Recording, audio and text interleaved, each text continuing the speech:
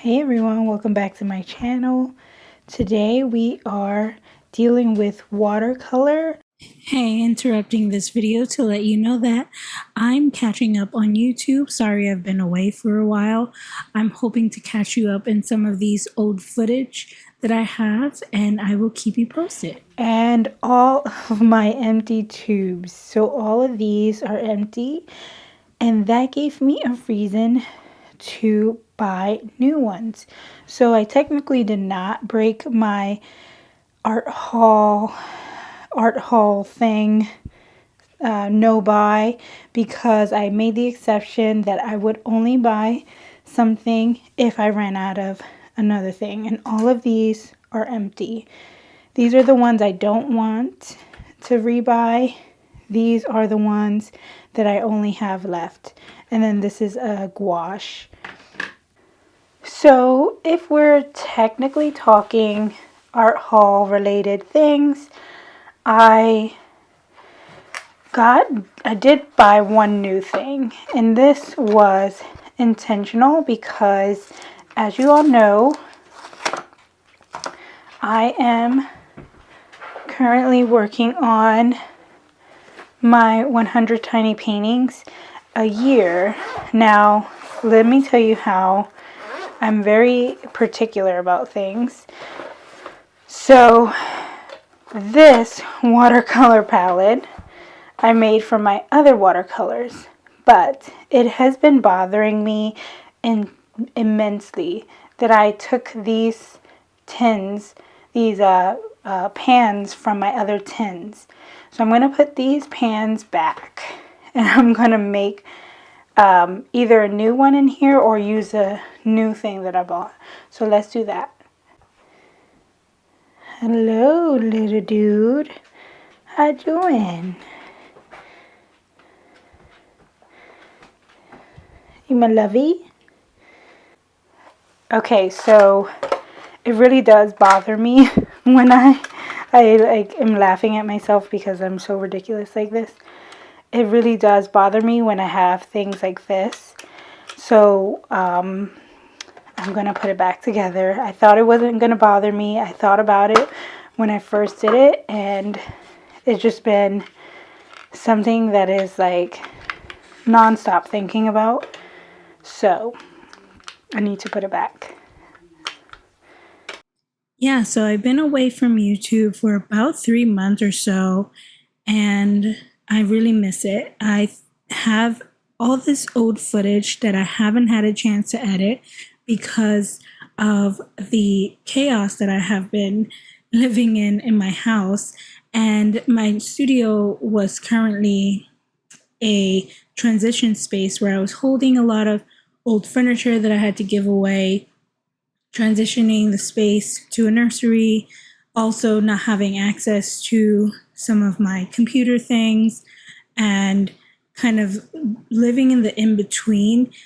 And then also dealing with pregnancy symptoms like my hand falling asleep, carpal tunnel, like weird things like that that causes me to delay and slow things down. So now that I'm getting close to the end, I'm trying to catch back up. Things are settled, and I will continue to work from there.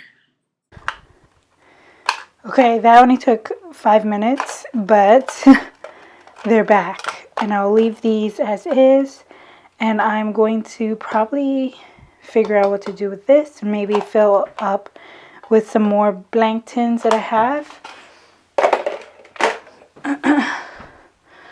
So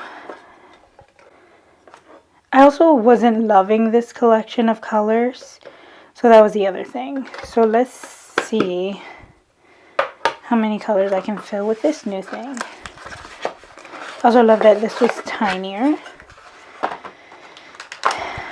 Okay, so this I found on Amazon, and it came as a set. I love that it came with all these things. I think this was like $13 at the time of buying it. But you can like attach your water thing. You can put this on your book if you need to. This is like a water container, which helps to avoid from having that, but I'll probably still have that. This is nice for the tin itself. Oops, that's upside down. But you can have this here and then kind of just either have it like that and have that open and then clip this onto your thing, and then there's the little palette. Okay, but before I put it in there, there's also these sticky things. So that's the only new thing that I bought that was like breaking my no buy. So let's jump into filling this and get into it. So the watercolor that I bought was Winsor Newton Cotman watercolor, and I'm not necessarily the biggest fan of the dry pans. I have the dry pans, but I was also thinking budget wise. I would have loved to rebuy all the Daniel Smith. That would have taken me over to about like $200 if I had rebought this entire collection over here. But this was only $30 with a coupon, 20% coupon. So I took a picture of all of these. There are, oh, when I say all of these, all my Daniel Smiths that are empty. So I'm still going to keep them because there are like a little bits left in the like this one has like that much and is undersea green. Like colors that I use a lot, I ended up getting like a big tube, which is the only one. Undersea green. These I bought in like a larger set, so they came in like a 3-pack. But maybe that will be my goal, to get some larger tubes like this. I got this quinacridone orange that I don't use too much, and it came in a set. I think it actually came with the undersea green and the violet, which I use these two a lot. Payne's Gray, I love. Shadow Violet, I love. Indian Red is not my favorite, but it's there. And then these were ones that I had more in, so I clearly didn't add them to that pile, but I think I'll put them with my don't need to buy pile. Except for, no, I would buy these again. And then these ones are sort of random selections. So I was going to get the De La Roni because I do love these. But I have 2 dry pans of them, and I didn't want to get them again, if that makes sense. And then I have 2 random that I bought at a thrift store. And this is a primary yellow and an indigo blue, and they were only $3. So those are randoms. And then these are my De La Ronis. These are great, by the way. There's like one, I think this one here is like one that you have to like squish up before you pour.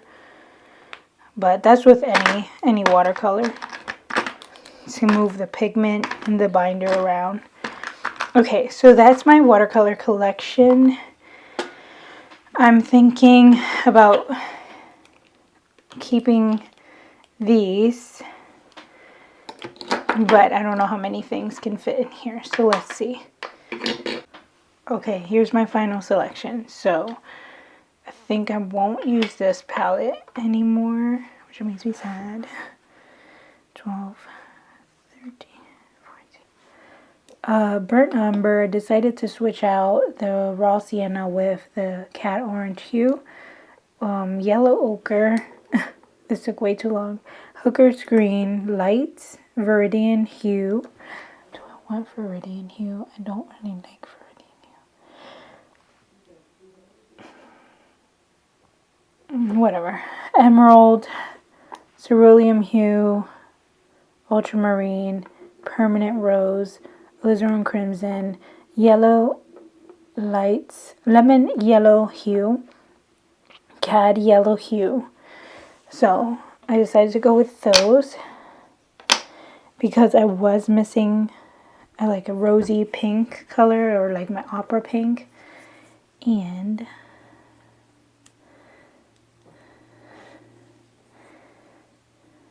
I thought this would be perfect. Okay, so let's fill these up.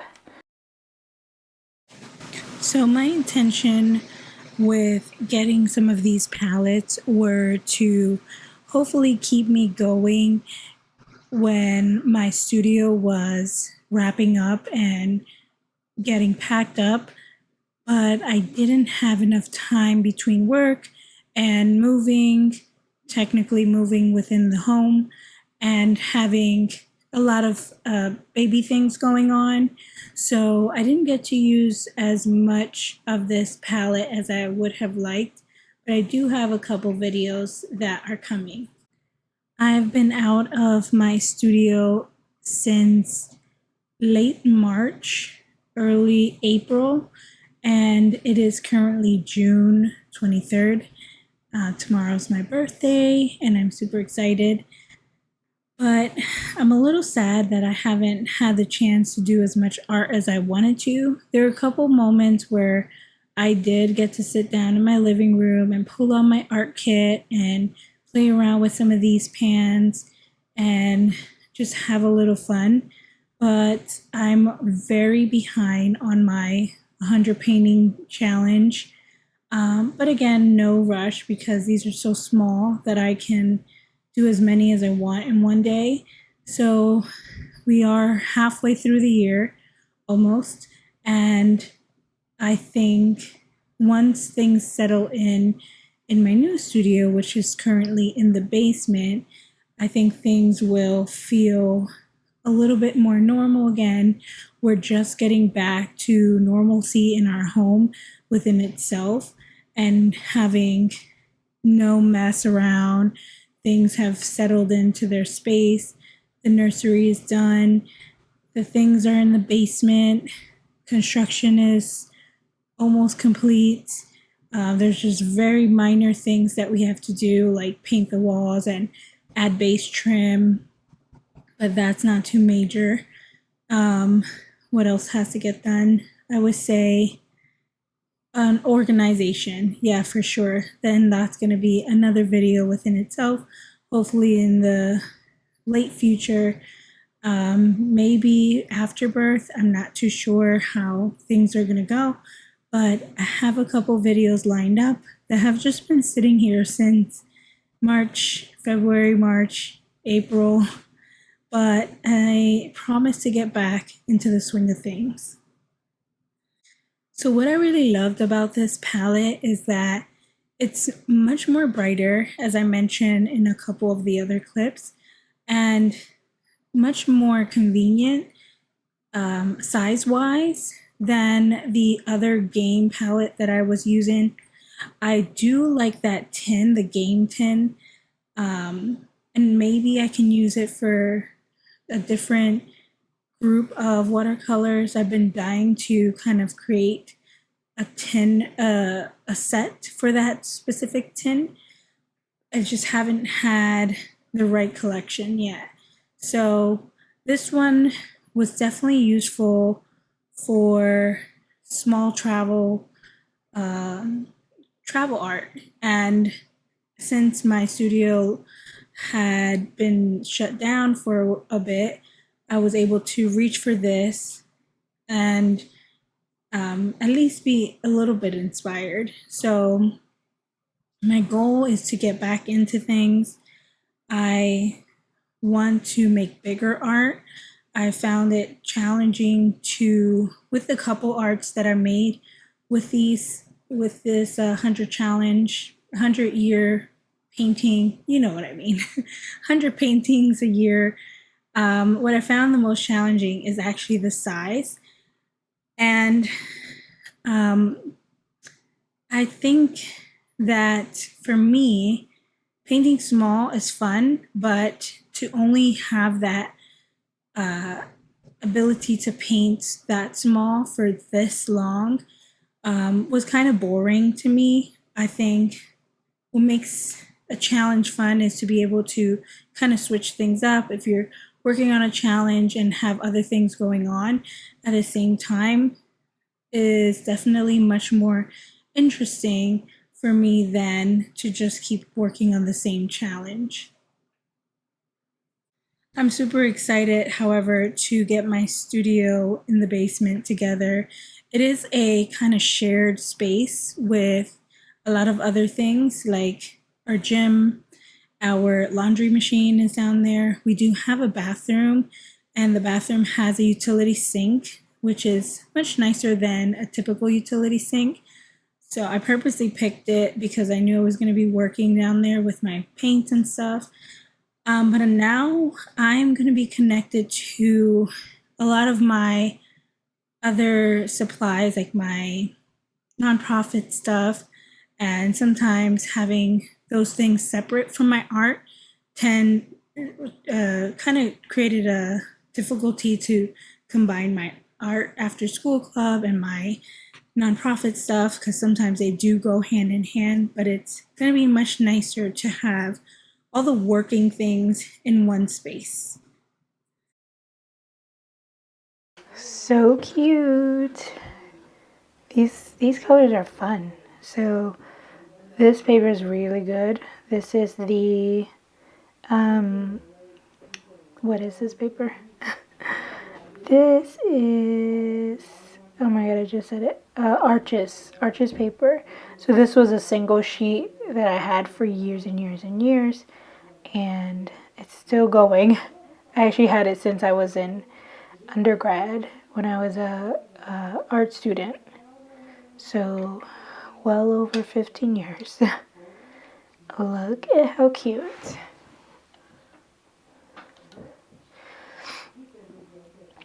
I love that it stands like that too. And that was very convenient. But you can see how much more vibrant these are going to be for my paintings now, especially these greens. I was really struggling with these two greens. Like, I love my undersea green, but it wasn't giving me variety when I mixed it with yellows. So I think this is going to work.